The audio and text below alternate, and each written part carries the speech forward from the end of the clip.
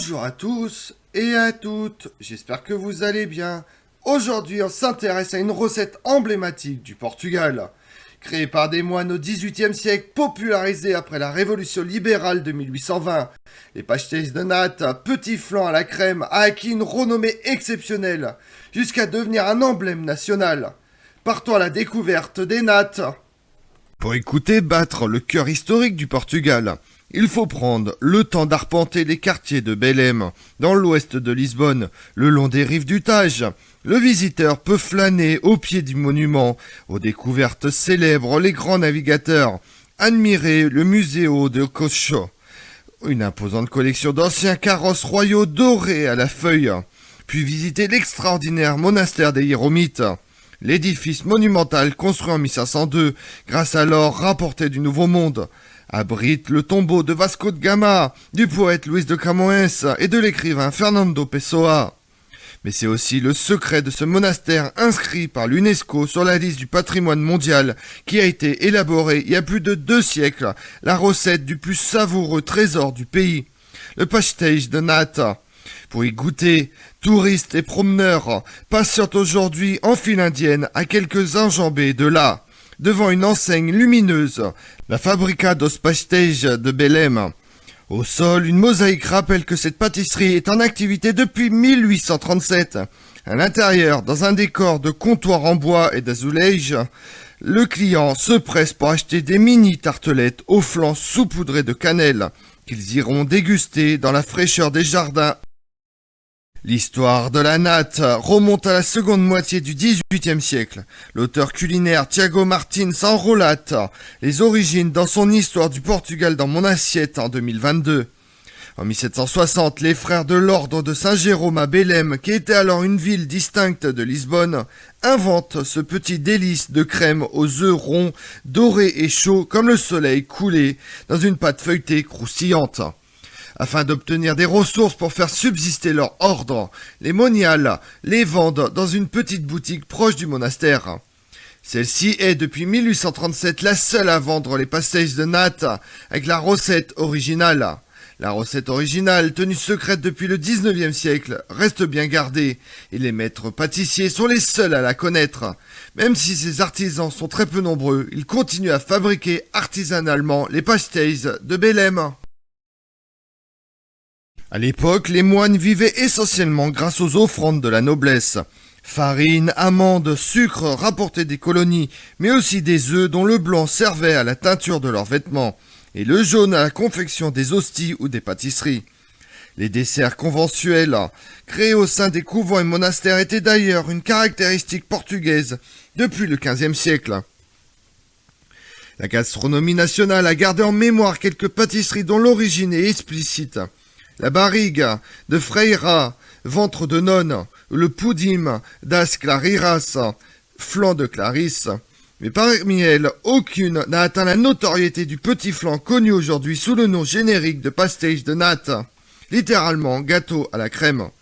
Paradoxalement, la pâtisserie inventée par les moines de Belém connut ses premiers succès durant une période marquée par un anticléricalisme virulent.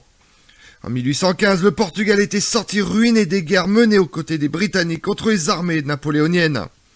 Pire, en l'absence de la famille royale réfugiée au Brésil, le pays s'est retrouvé sous administration anglaise.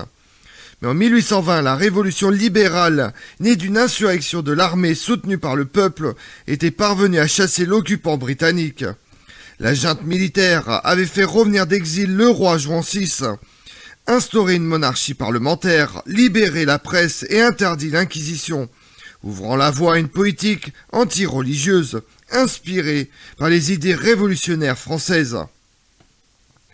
En 1834, les libéraux parviennent au pouvoir au terme d'une guerre civile contre les partisans de l'absolutisme royal, suppriment les ordres religieux, confisquent leurs biens, notamment les monastères. À Belém, les frères hiéromites en furent donc réduits à brader leurs objets liturgiques et même leurs vêtements. Et la légende dit que l'un d'entre eux parvient en 1837 à vendre la recette du petit flan à la crème à un certain Domingo Rafael Alves, propriétaire d'une usine de sucre du voisinage. Depuis, le secret se transmet de génération en génération. 6 personnes seulement, 3 descendants d'Alves et 3 maîtres pâtissiers connaissent la recette originale et se sont engagés par écrit à ne jamais la révéler. L'appellation Pastels de Belém, elle, est protégée depuis 1911. Un joli coup de marketing souligne Thiago Martins, l'écrivain culinaire. Car qui aujourd'hui, dans une dégustation à l'aveugle, pourrait différencier le pastel de Belém des autres pastéis de natte? Probablement personne. Qu'importe, le petit gâteau feuilleté est devenu un symbole national. Il a aussi acquis par le biais de campagnes publicitaires une renommée quasi mondiale.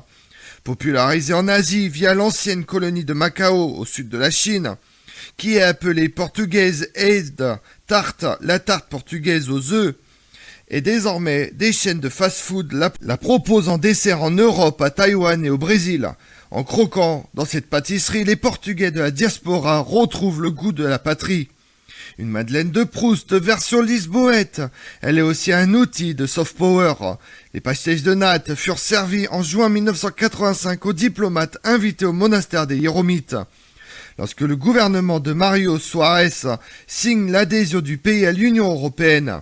Le 9 mai 2006, ils étaient la friandise emblématique du Portugal lors de la manifestation Café Europe, où chaque pays représentait ses spécialités.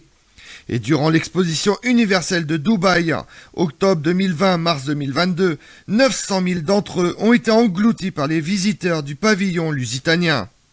Leur omniprésence provoque parfois raillerie et irritation. En 1945, le poète Miguel Torga se montrait acerbe avec ses contemporains. Nous vivons dans un monde de paix, peuplé d'animaux domestiques vaccinés, dont les canines croquent des pastéis de natte.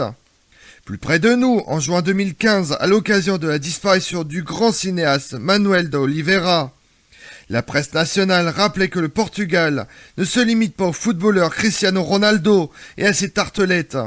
Mais si l'on convainquait Ronaldo de se laisser photographier mangeant une natte, la star du ballon rond est connue pour observer un régime alimentaire strict, et que l'on publiait cette image, la douce combinaison apporterait des résultats inattendus au PIB portugais, lisait-on alors dans le quotidien Diário de Notícias. Un miracle somme toute improbable, un peu à l'image de la fabuleuse destinée du petit flan crémeux né jadis dans le silence d'un monastère. Comme on l'a vu, les nattes, ces petits flans fondant à la pâte feuilletée nés au XVIIIe siècle, sont aujourd'hui populaires partout sur la planète. Je vous remercie d'avoir suivi cette vidéo en ma compagnie. Si vous voulez connaître mes autres vidéos, retrouvez-moi sur ma chaîne YouTube Tout sur l'Histoire avec Damien, mais également sur les réseaux sociaux, Twitter et Instagram, Histoire Damien. Et pensez à liker, commenter et vous abonner. Je vous remercie à tous.